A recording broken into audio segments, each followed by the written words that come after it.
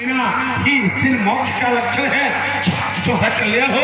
हाँ, एक संकल्पित करता हूँ, या तो उसकी गरिमा रहेगी, या मेरी गरिमा रहेगी, या फिर हार रहेगी, या फिर जीत रहेगी, या फिर परोस रहेगा, या फिर तेरी से बोले बचन कठोरा कहु जल जनक धनुष कही तोरा।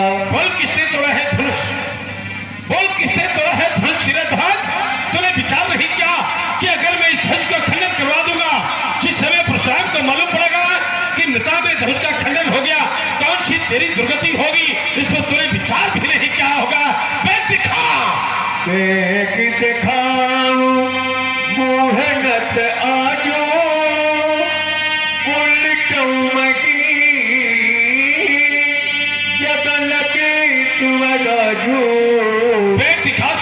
शीघ्र दिखाया जाए। और यदि ऐसा नहीं किया गया तो जहां तक तेरा समाज है ध्वस्त कर दिया जाएगा। कर दे तन पनाही कुटिल भोग हर से मन मागी। सभय बिना के लोग सब जान जान के भीगे हृदय हर से विषाद पशु बोले श्री रघुवीर।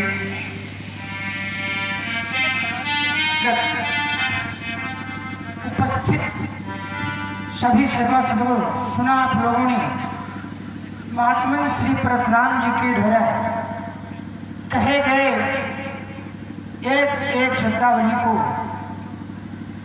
महात्मा के द्वारा कोट किया जा रहा है। शिव धनुष तोड़ने वाले के ऊपर, जिसके द्वारा शंकर की धनुष को तोड़ा गया है, उसके प्रति कोट किया जा रहा है। पूज्यपाठ आपके पादार बिंदुओं में ये राघव एक कथ्य प्रस्तुत कर रहा है। हो सकता है उस कथ्य से आपको शिव धनुष तोड़ने वाले की प्राप्ति हो जाए। पूछ कथ्य प्रस्तुत है। शब्द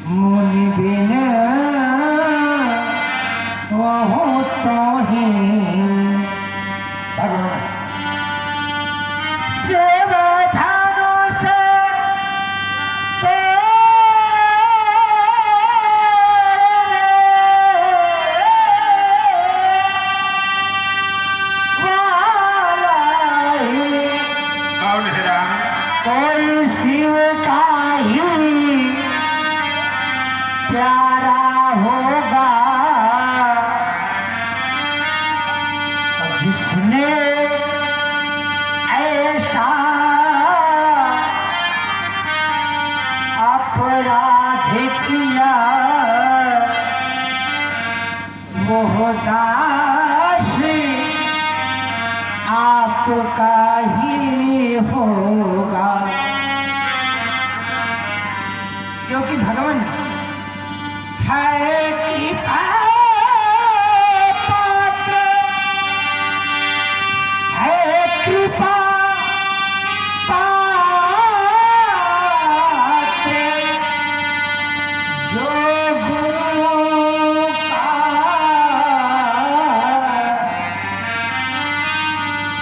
वो कब अरे किसी से कर सकता है और जिस पर हो कृपा ब्राह्मणों की, यह कार्य वही कर सकता है। जिस पर गुरुओं की ऐसी अनुकंपा और जिसे भगवान आप जैसे सुंदर ब्राह्मणों का आशीर्वाद प्राप्त हुआ है, उसी के द्वारा ये कार्य संपादित किया गया है। आयस का कहीं किलमोही इस राघव के लिए पूज्यपाद आपका क्या आदेश है? कहे भगवान, क्या आदेश है मेरे लिए? राघवेंद्र, प्रभु, जिस समय संसार में रहने वाले लोगों का विश्वास छिन जाता है, इस समाज में रहने वाले लोगों के पास कोई उत्तर नहीं होता है, उस समय इस संसार में रहने वाले लोग एक विश्वास करते हैं। किस पर? राम। और कह देते हैं कि भोई सोई जो राम रक्षा। अब वही होगा जो राम का। आज हमारे पास भी उत्तर नहीं था, हमने भी विचार किया राम बोलने के लिए आया है, और राम बोलेगा तो कुछ रहस्य खोलेगा, क्योंकि राम कभी झूठ नहीं बोलता। हमने भी अपना विश्वास तुम्हारे ऊपर लगा दिया राम, लेकिन राघवेंद्र तुमने भ्रमात्मक शैली का प्रयोग करके मेरा विश्वास ही नहीं, अर्थात मेरे विश्वास के साथ विश्वासघात किया है। तेरे नाथ शंभु धन भंजनी हारा, ना धन अर्थ जिसका ना आदि है ना अंत है, तो क्या वो ब्रह्म है? धन भंजनी हारा तेरा होई क्यों एक दास? दास नहीं राम। एक बात तुम्हें बतावे कि तुम्हारे यहां राजनीति की जाती है, राजा के पुत्र जरूर हो, लेकिन एक बात कान खोल करके सुन लेना कि कभी ब्राह्मणों से राजनीति की बात ना करना। राजनीति ब्राह्मणों के चरों की दासी का नाम है राजनीति, और ब्राह्मण जो बना के दे देते हैं तुम्हारे जैसे राजा, तुम्हारे जैसे राजकुमार अपने यहां वो राजनीति चलाते हैं। हमारे साथ राजनीति कर रहे हो, कह रहे हो ही क्यों दास? नहीं राम, सहस्त्र में सुनो पुरारी तो एक होए धर्मधारी धर्मशील कोटि निमाह, कोई वो कोई कौन है राम? उस कौन को 100 के रूप में प्रतीत करो। सेवक 100 सेवक 100 तरह से काजी हरि करनी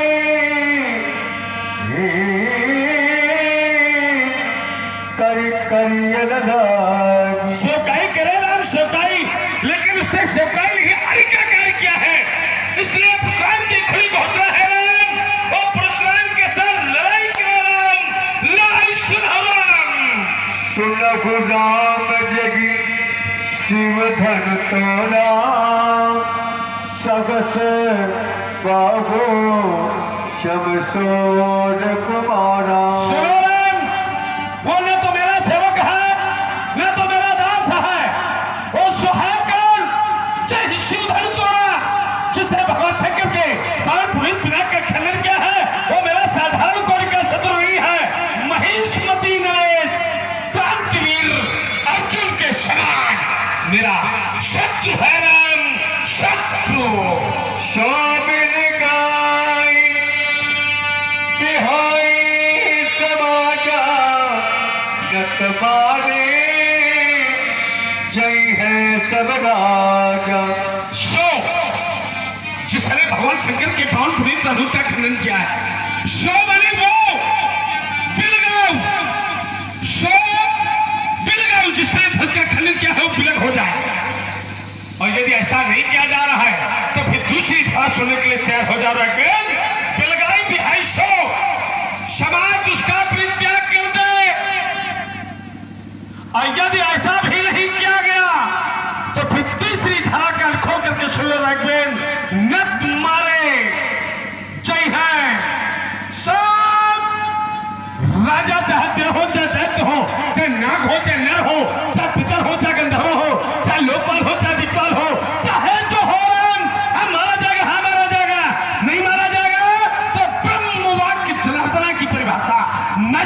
जाएगी राघवेन, नाश। सुनि मुनि बचन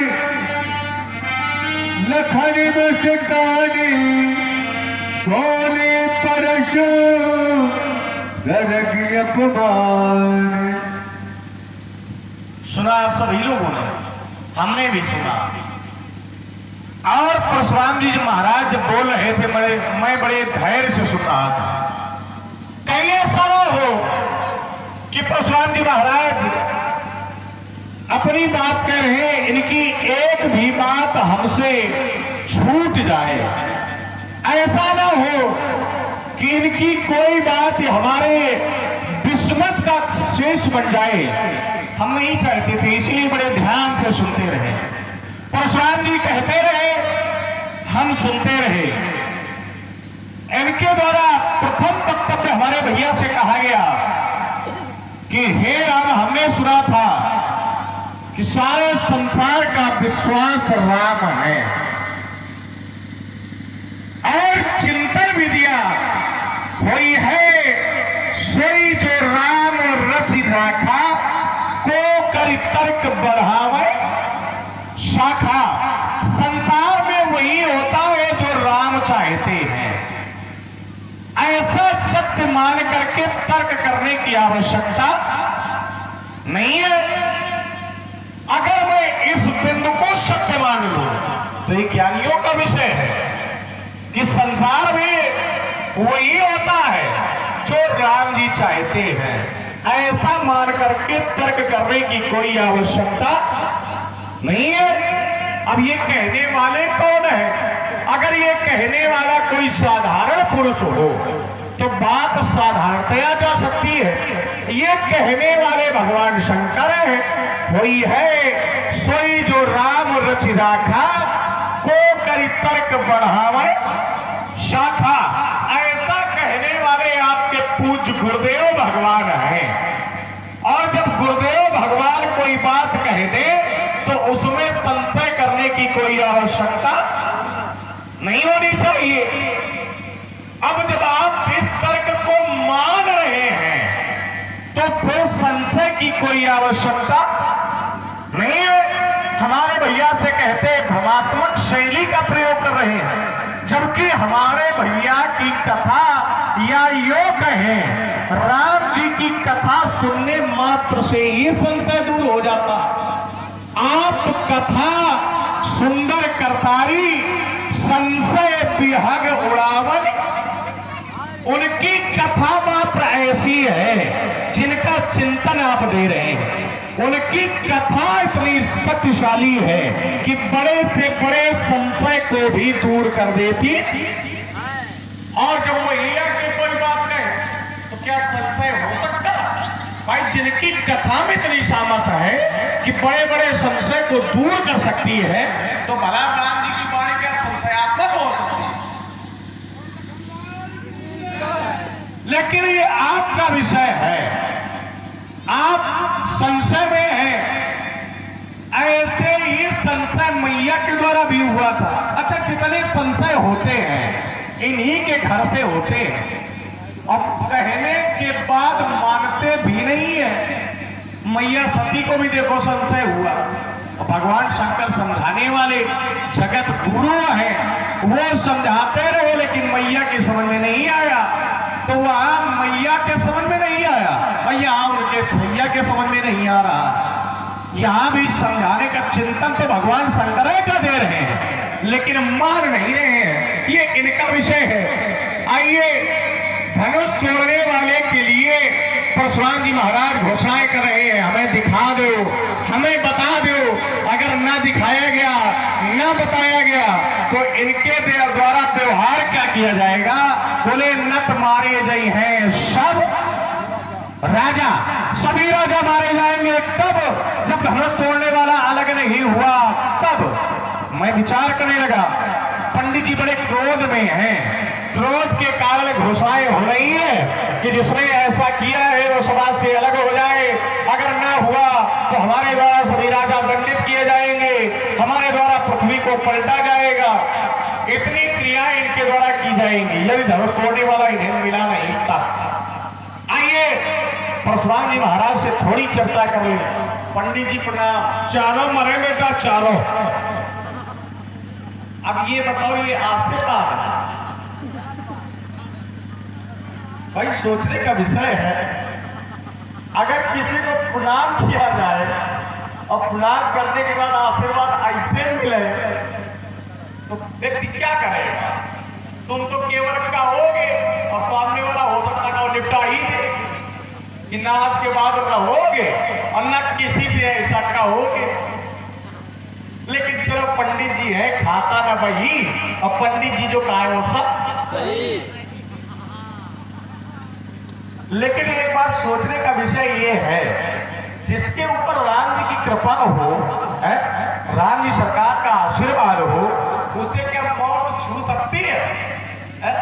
अरे लोगों को मौत आती है, लेकिन अगर कृपा राम जी की हो जाए तो मौत को भी मुंह मोड़ करके वापस जाना कहां चक्कर में पड़ेगा। राम जी की कृपा है हमारे ऊपर। अब कृपा है तो तुम चाहे दिन भर बैठ के माला लेके जपोगे, चारों खत्म हो जाए, कुछ होने वाला नहीं है। चलिए, क्रोध है और क्रोध में आशीर्वाद भी ऐसे दे रहे हैं। ठीक है, आपका विषय है, अपनाओ चाहे ठुकराओ। महाराज क्रोध कर रहे हैं। क्रोध क्यों है? धनुष के टूट जाने पर है। धनुष टूट गया है इसलिए नहीं क्रोध है। अगर क्रोध का मूल धनुष का टूटना है तो हमने अपनी ललिकाई में एक नहीं, दो नहीं, बहुत सारी लड़ियां तोड़ी, परंतु आश्चर्य की बात है तब कभी किसी ऋषि के द्वारा, किसी मुनि के द्वारा, किसी आचार्य के द्वारा, किसी नदी स्वामी के द्वारा, किसी ब्राह्मण के द्वारा, किसी संत के द्वारा, किसी स्त्री के द्वारा, किसी पुरुष के द्वारा, यहाँ तक हमारे पूज्य पिता के द्वारा हमें अपराधी नहीं बनाया गया। जब हमने बहुत तोड़ी तो पंडित जी के दर्शन नहीं हुए। आज एक टूटा है तो दर्शन तो आप देखिए, जबरदस्त प्रदर्शन भी है।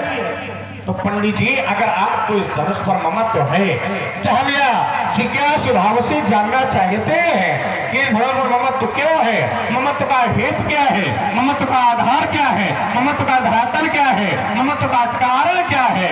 बहुधि थोड़ी लड़काई पर कबौन अश्विश की गोसाई, हे गोसाई, तो कभी आपने ऐसा क्रोध नहीं किया है। अगर आपको इस धनुष पर ममत्व है तो हम यह जानना चाहते हैं कि ममत्व का हेतु क्या है।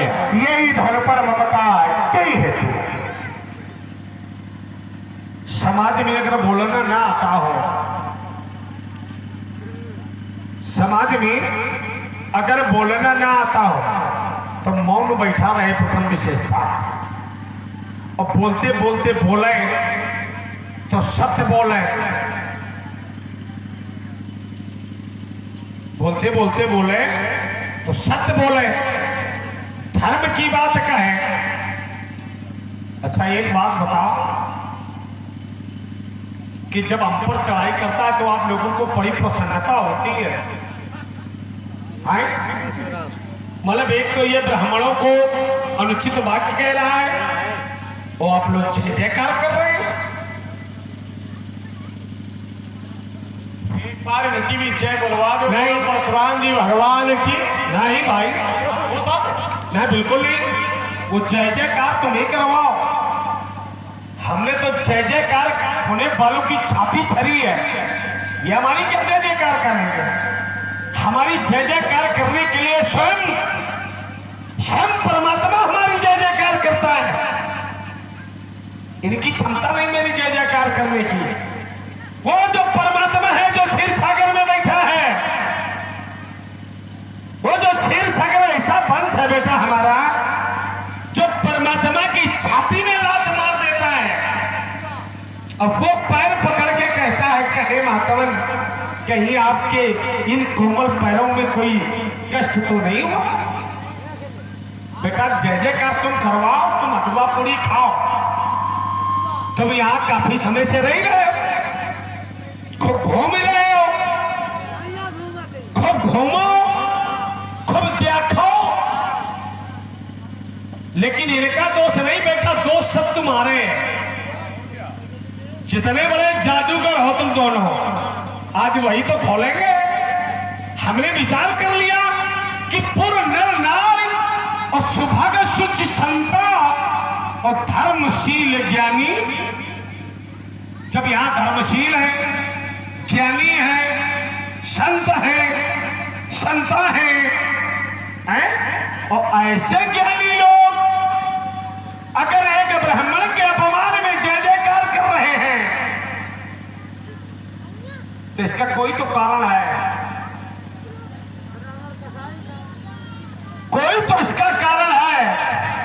देखो अपनी न सुना, चुप पर आओ, भरोसा लिए कहीं इधर के बदले उधर हो गया तो समस्या हो जाएगी। हम केवल हमारी सुनो, हम किसी की सुनने नहीं आए हैं, केवल अपनी सुनाने आए हैं। हाँ। विचार यह करना है कि ज्ञानी लोग, संत लोग, ब्राह्मण लोग, आचार्य लोग अगर इसकी जय जयकार कर रहे हैं तो कहीं ना कुछ तो गड़बड़ है। एक बात ये मैं जान गया हूं कि कुछ ना कुछ गड़बड़ है, कुछ लगाव इससे है। कहे कि ये दोनों जो है, इनको मैंने भी देखा है, मिथिला वासियों ने भी देखा है, लेकिन इतने बड़े जादूगर हैं, इनकी वह कला, इन मिथिला वासियों पर इनकी कला चल गई है। इन मिथिला वासियों पर इन्होंने अपनी कला चला दी है। तो बहुत अच्छे नहीं, लेकिन तुमने वो कला चल के इन्हें अच्छे लगने लगे हो, इन्हें अच्छे लगने लगे हो। और अगर तुम इन्हें अच्छे लगने लगे हो तो इन्हीं को अच्छे लगो, ये कला हम पर चलने वाली नहीं है। चलिए इसके धरती पर आता हूं, इसके धरातल पर आता है। इसने जो धरती बनाई है, इसने जो धरातल बनाया है, इसने कहा महाराज प्रणाम। इसे भी ज्ञान नहीं है प्रणाम कैसे किया जाता है। अभी जब बाबा विश्वामित्र के साथ में आया तब दोनों ने प्रणाम किया है। कैसे प्रणाम किया? और अब आ रहा है तेरा महाराज प्रणाम। प्रणाम करने के 3 नियम हुआ करते हैं, मनसा, वाचा और कर्मणा। कहां पर कौन सा प्रणाम होता है? चलिए हमारा चिंतन जाता है, जिस समय उपास का उपासक इतनी दूरी पर हो कि ना ध्वनि पहुंचाए और ना हाथ पहुंचाए, तो उस समय हम मनसा प्रणाम करते हैं। जिस समय उपास का उपासक इतनी दूरी पर हो कि हमारे हाथ न पहुंचे, ध्वनि हमारी वहां तक पहुंच जाए, तो उस समय वाचा प्रणाम होता है वाणी के माध्यम से। लेकिन जिस समय उपास का उपासक इतनी दूरी पर हो कि हमारे हाथ उसके पैरों तक पहुंच जाए, तो उस समय हमें कर्मणा प्रणाम, कौन सा प्रणाम करना चाहिए? कर्मणा।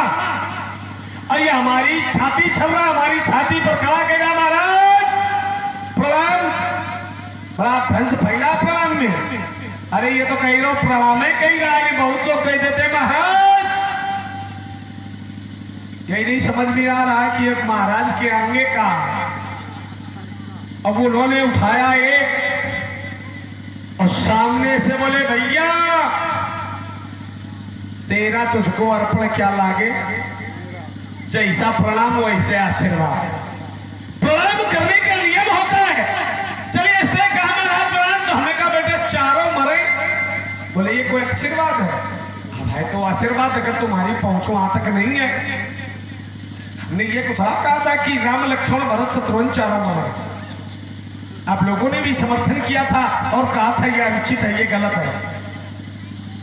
हमने ये तो थोड़ा कहा था कि राम लक्ष्मण भरत शत्रुघ्न मरे। हमने कहा था ना, हमने कहा था चारों मरे। अगर कह देते चारों मरो तो ये बात तुम्हें लगाना चाहिए। हमने कहा था चारों मरे। कौन कौन? काम, क्रोध, मद और लोभ। काम, क्रोध, मद और लोभ, ये चारों तुम्हारे मन से। हमने आशीर्वाद तो अच्छा दिया था, लेकिन तुम्हारी बुद्धि यदि नहीं, तुम्हारी बुद्धि पर नहीं चल रहा है। अगर हमने तुम्हें दिया नमक खाने के लिए और तुम उसको आंखी में घुसेड़ ले, तो इसमें हमारा क्या दोष है?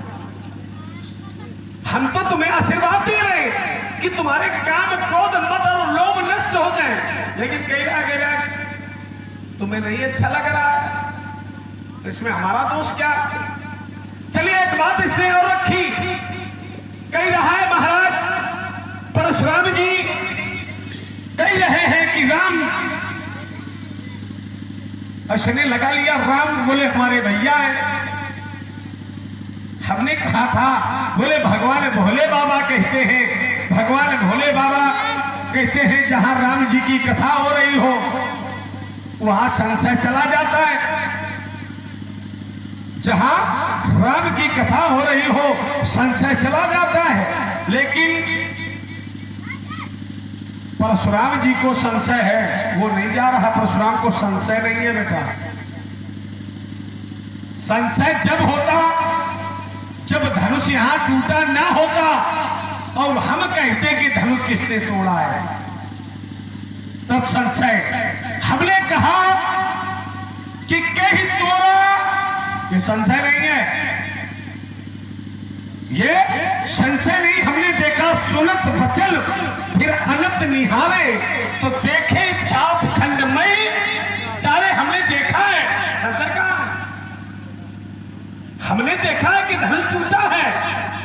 तब अब ऋषि बोले बचल कठोरा, कहू जल जलक धनुष के तोरा।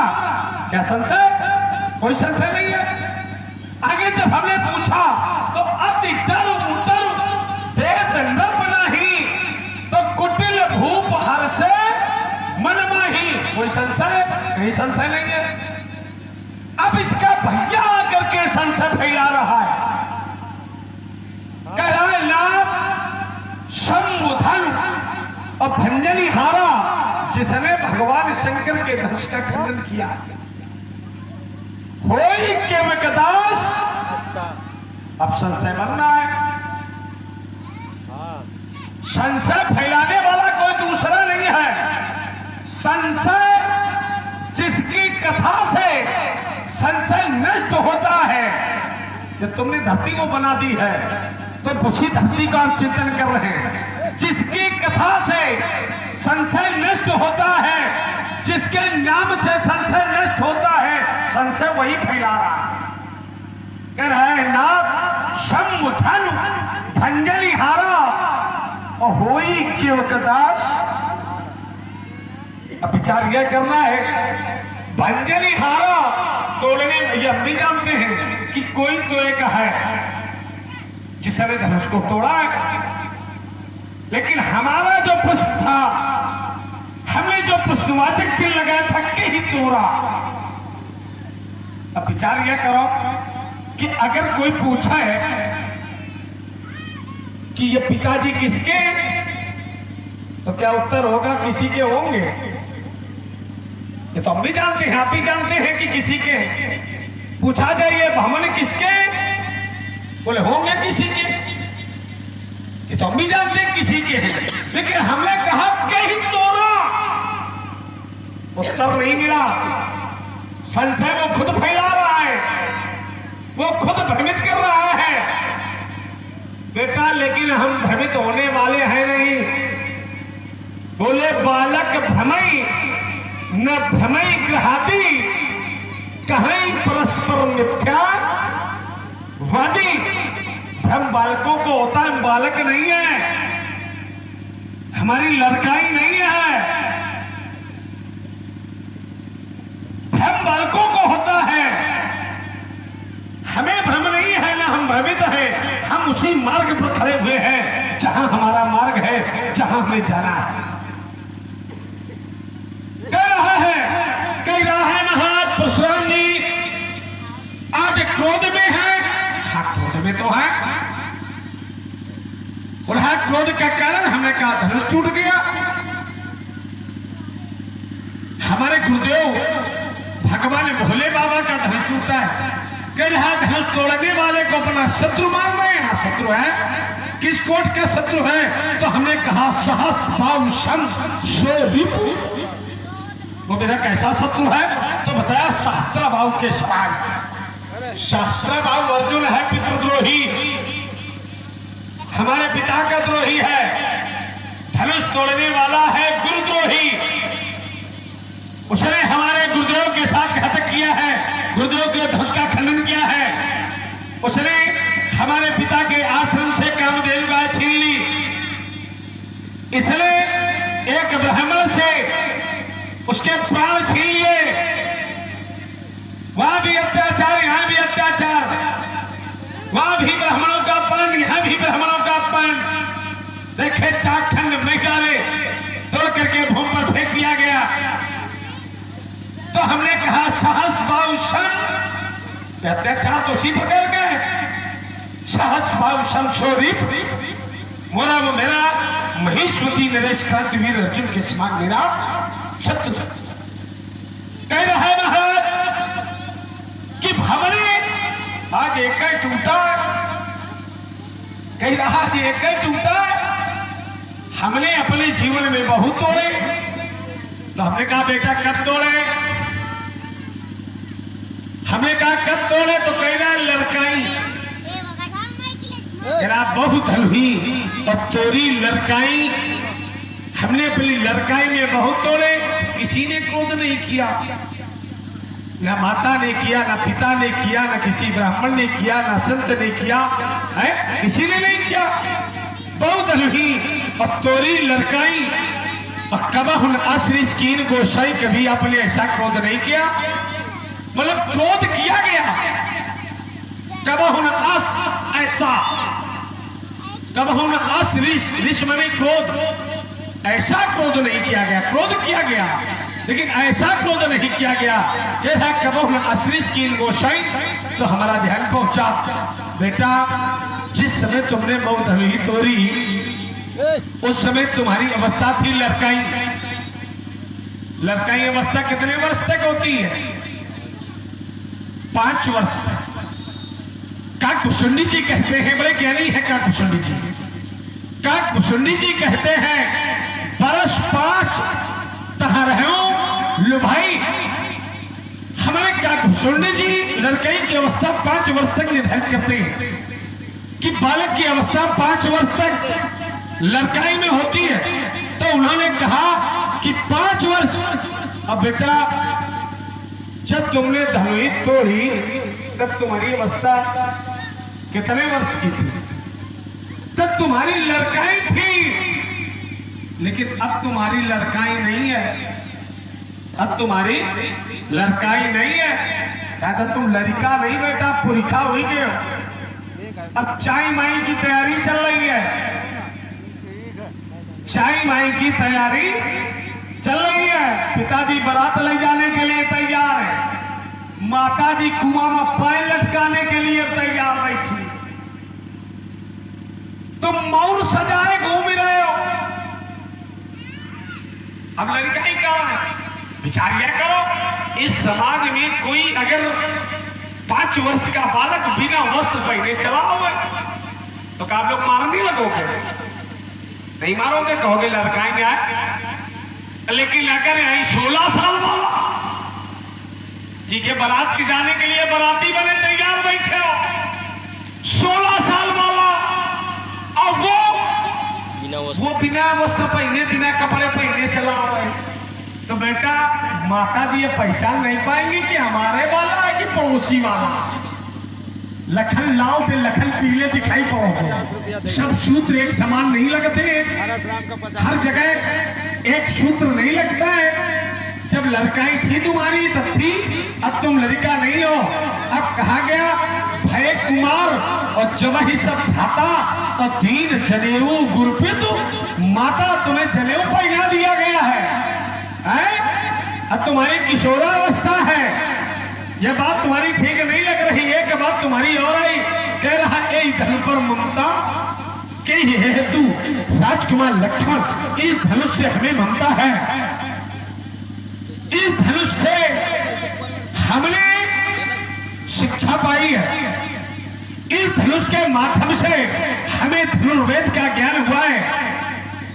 और अपने शिक्षालय से, अपने गुरुद्वारे से, अपने गुरु के प्रति व्यक्ति को ममता होनी चाहिए, श्रद्धा होनी चाहिए, ये हमारे ग्रंथ कहता है, हमारा वेद कहता है, तो हमें इसे शिक्षा मिली है।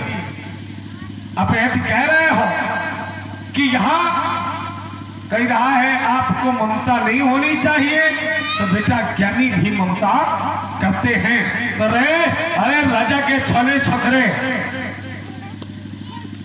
काहे बुढ़ापा पर पैदा हुए हो, बुढ़ापा पर मिले हो, बड़े नीक लाग जाए हो, और काहे राजा दशरथ का धान रुआने के लिए तैयार हो।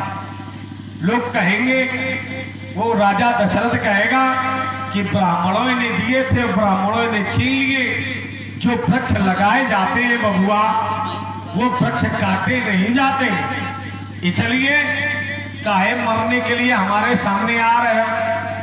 इतने शूर शूरमा बैठे हैं, राजा बैठे, कोई नहीं आ रहा है। राजा जनक उत्तर नहीं दे रहा है, संत समुदाय नहीं बोल रहा है, तुम्हारा भैया चुप हो गया। तुम मरने के लिए काहे आ रहे हो, काहे जलती हुई अग्नि में अपने प्राण देने आ रहे हो। तो रे बालक है, राजा के लड़के, अरे छोले छोकरे, बोलस तो हिन्ना संभाल करके नहीं बोल रहा है।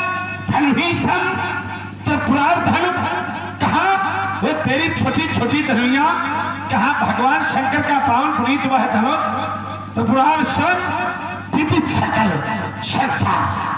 बोलिए सत्यनारायण भगवान की जय हो।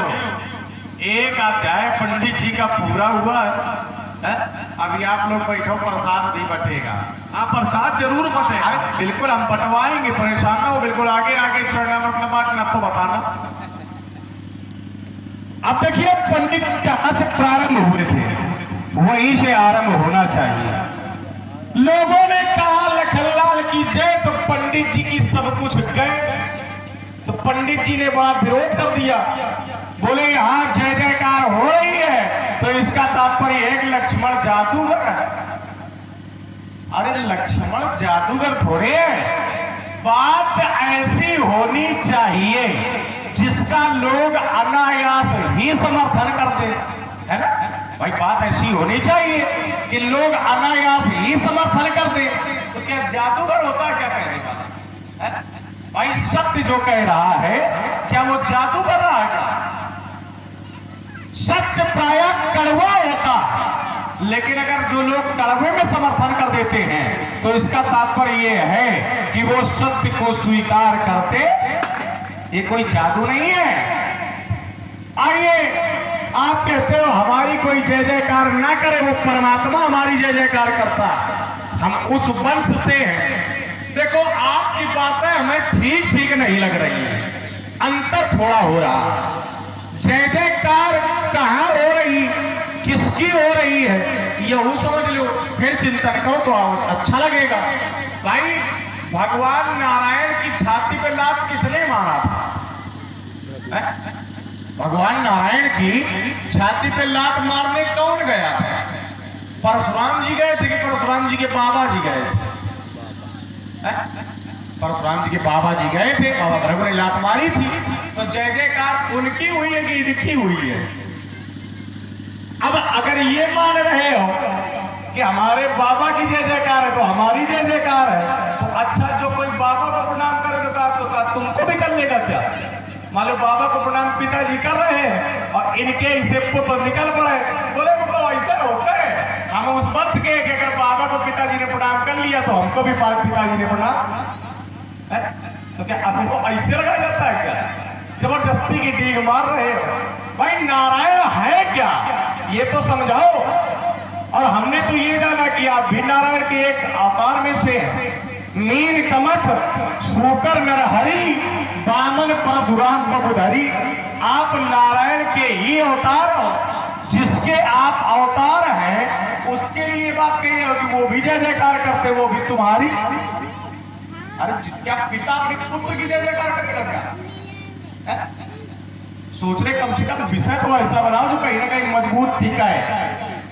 अब आप एक बात और लेके आए, बोले संशय हमने नहीं बनाया। संशय कहने वाला बता रहा है कि जिसने भगवान शंकर के धनुष को तोड़ा है वो आपका कोई एक दास है। इसमें संशय की कोई आवश्यकता ही नहीं है, कारण नहीं है। अगर पूछा जाए ये धार्मिक आयोजन कौन करवा रहा, कोई आकर के पूछे तो समिति के लोग क्या कहेंगे, हम करवा रहे हैं। समिति के लोग यही कहेंगे महाराज आप की कृपा से हो रहा है ना, आप की दया है जो हो रहा है। साधु संत अगर किसी के घर के बाहर पहुंचे और पूछेंगे घर किसका है, अब भवन का स्वामी आवे कहे महाराज आप का है, ऐसा लोग करते भाई। साधु महात्मा जहां पहुंच जाते हैं लोग पूछते हैं, साधु महात्मा पूछते हैं कि ये कार्य किसके द्वारा हो रहा, या भवन ये किसका है, तो जो सुधी होता वो यही कहता महाराज आप का है। इनके जैसे साधु महात्मा पहुंच जाए तो बोले ये संशय है, तुम घर से बाहर निकलो, हमारा कब्जा करवाओ तब मानेंगे हमारा। ऐसे महात्मा भाई संशय कैसे हो रहा है? आप कहते हैं धनुष तोड़ने वाला कौन है, उत्तर आ रहा है आदेश करिए हमारे लिए आज्ञा क्या है। सीधा सीधा उत्तर हो रहा कि नहीं हो रहा? पूछा जाए काम किसने किया है, उत्तर है कि ये हमारे लिए आदेश क्या है। अगर फिर भी ना समझ में आवे तो ये तो तुम्हारी बुद्धि सूरदास है। सीधा सीधा उत्तर मिल रहा है। प्रश्न किया जाए अमुक कार्य किसने किया, सामने से उत्तर आवे कहिए हमारे लिए आदेश क्या है। तो अगर फिर भी ना समझ में आवे तो एक उदाहरण बनता है, क्या करे को जब सामने फूटी तो इस पर सोचने का विषय बनता है। उत्तर प्रश्न सीधा हो रहा है, कार्य करने वाला कौन है, उत्तर आ रहा कहिए हमारे लिए आदेश क्या।